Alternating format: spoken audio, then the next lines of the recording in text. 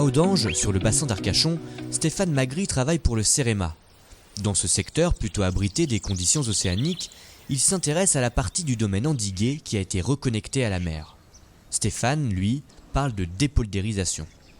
Donc ici on a une petite falaise qui se crée, qui montre comment la mer vient rentrer par ici. Et puis on a le sédiment qui s'affaisse, puisqu'on a un chenal qui est assez important, là, qui doit faire à peu près 1,50 m à 2 m de fond dans la vase. On est effectivement sur un terrain qui est pour moi un cas d'école et pour beaucoup un cas d'école de dépoldérisation, puisqu'on est sur une dépoldérisation assez nette, bien marquée, puisqu'on a la brèche qui est juste devant. Cette brèche permet l'entrée et la sortie de l'eau du bassin d'Arcachon à différents niveaux de marée.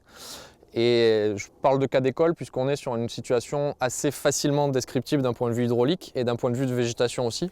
Face aux risques littoraux, le conservatoire milite au quotidien pour le maintien d'une bande de milieux naturels en interface entre la terre et la mer. Le parti pris du conservatoire, c'est d'une certaine manière, et à chaque fois que c'est possible, laisser faire les phénomènes naturels, de façon à ce que l'on puisse laisser le trait de côte se mouvoir dans une bande suffisamment large, une bande côtière suffisamment large, qui permet de jouer un rôle tampon finalement entre les risques côtiers et les enjeux terrestres. Lorsque le front de mer est urbanisé, on peut comprendre qu'il faille protéger avec du génie civil les enjeux humains.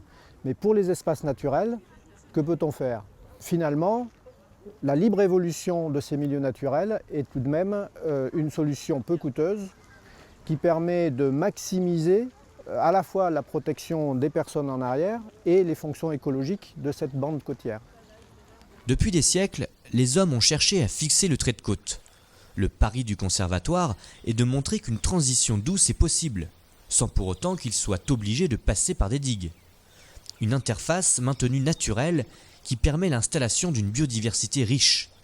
Un espace produisant des ressources primaires comme des frayères à poissons, des nourriceries ou encore des zones d'accueil de l'avifaune.